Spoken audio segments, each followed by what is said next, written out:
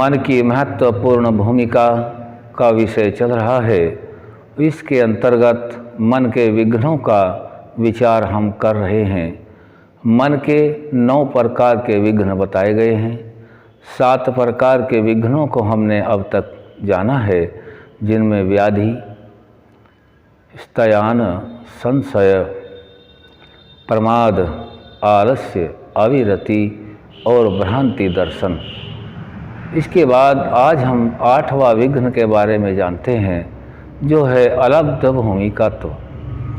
अलब्ध भूमिकत्व का अर्थ यह है कि कोई भी मनुष्य उन्नति के लिए बहुत प्रयास करता है, तप भी कर रहा है, त्याग भी कर रहा है, संयम भी रखता है, सत्पुरुषों का संग भी करता है, स्वाध्याय भी करता है और दैनिक दिनचर्या को व्यवस्थित भी चलाता है और बहुत लंबे समय से चलाता आ रहा है, उन्नति भी हो रही है। तो करते करते काफ़ी समय बीत जाता है। यह अलब्ध भूमिकत्व के अंतर्गत आ रहा है। इस प्रकार से उन्नति जो करता है, लेकिन जब काफ़ी समय बीत जाता है, लेकिन वह मन से इतना व्याकुल रहता है, परिणाम को बहुत ही शीघ्रता से चाहता है। करते करते कहने लगता है कि भाई बहुत लंबा समय हो गया है, जो मैंने चाहा था अभी तक वह प्राप्ति नहीं हुई। वह उसको बीच में ही छोड़ देना। जो उन्नति का प्रशस्त मार्ग है, उस मार्ग पर देखने सुनने से या स्वाध्याय से वह आगे बढ़ता है, अपने शारीरिक परिश्रम के बल पर आगे बढ़ने लगता है। लेकिन जब उसे मन चाही उपलब्धि नहीं होती, तो यह मन का 8वां विघ्न बनता है। यहाँ मनुष्य को फिर वही बात आती है जो हम पहले भी कई बार जान चुके हैं कि मनुष्य केवल कर्म करने में स्वतंत्र होता है और फल भोगने में परतंत्र रहता है। महर्षि दयानंद सरस्वती जी ने भी आर्य समाज का यह 10वां नियम बनाया है कि सब मनुष्यों को सामाजिक सर्वहितकारी नियम के पालने में परतंत्र रहना चाहिए और प्रत्येक अपने जो निजी कर्म हैं उनमें सब स्वतंत्र रहें।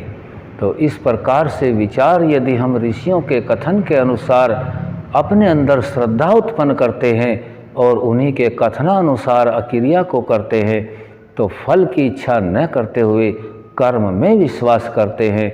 जो हमारे योगीराज श्री कृष्ण जी हैं, वह भी इसी बात पर जो गीता ज्ञान के रूप में दिया गया है, उसमें भी यही बात समझाई गई है कि हे मनुष्य तू कर्मशील बन। फल की इच्छा तो परमात्मा देगा ही, और हम सभी इस बात से अनभिज्ञ नहीं हैं कि कोई भी कर्म निष्फल नहीं होता। महर्षि मनु भी इसी प्रकार से समझाते हैं कि अधर्मेण अयदते तावत् ततो भद्राणि पश्यति। आगे इसमें समझाया गया शनैरावर्तमानस्तु कुर्तमूलानि कृन्तति। जब मनुष्य अधर्म करता है, उसका फल उसी समय नहीं होता। जो मनुष्य अधर्म करता है, उसका फल उसी समय नहीं होता। इसीलिए अज्ञानी लोग अधर्म करने से नहीं डरते। तथापि यह निश्चय जानो कि वह अधर्म आचरण धीरे धीरे तुम्हारे सुख के मूलों को काटता चला जाता है। यदि इसके विपरीत हम चर्चा करें, इसी प्रकार से धर्म किया हुआ भी कभी नष्ट नहीं होता। यह कोई हमारी लोक अदालत नहीं है, जज वकील नहीं बैठे हैं। यह तो अंततः परमात्मा का न्याय है, जो परमात्मा न्यायकारी है और सभी कार्यों को यथावत देखता है, यथावत जानता है, और जो का त्यों उन सभी कर्मों को जानता है, वह ही न्याय करता है। तो इसलिए हम सभी को योग्य है कि अपने सभी कार्यों को हम नियत समय पर करें और उन्नति के साथ करें। कोई भी ऐसी भाव उत्पन्न न होने दें कि हम यह कार्य कर रहे हैं, इसका परिणाम हमें यह चाहिए। परिणाम की चिंता मत करना, केवल धर्मयुक्त प्रयुक्त कर्मों को करते ही जाना है, करते ही जाना है, करते ही जाना है। जब व्यक्ति करते ही जाता है, किसी कारणवश जो हमारे सत्व, तम और रज तीनों गुण हैं, सतोगुण, तमोगुण और रजोगुण, पता नहीं कौन से गुण को किस जगह बढ़ा लेता है, उस गुण के कारण से वह अपने इस कार्य को बढ़ते बढ़ते देख करके एक समय निराश हो जाता है और कह बैठता है कि इतना समय हो गया, कुछ प्राप्ति नहीं हुई है।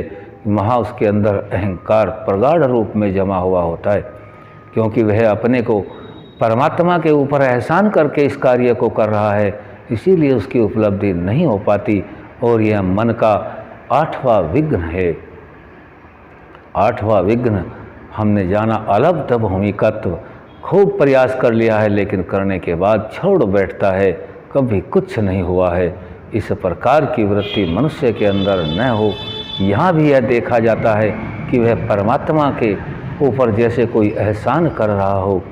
परमात्मा पर कोई एहसान नहीं कर सकता, क्योंकि हम जो भी कार्य करते हैं केवल अपनी ही उन्नति के लिए करते हैं।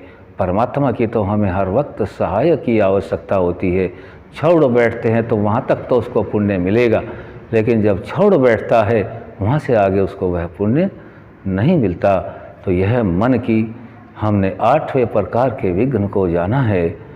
आगे का विषय फिर रखेंगे। ओम सम।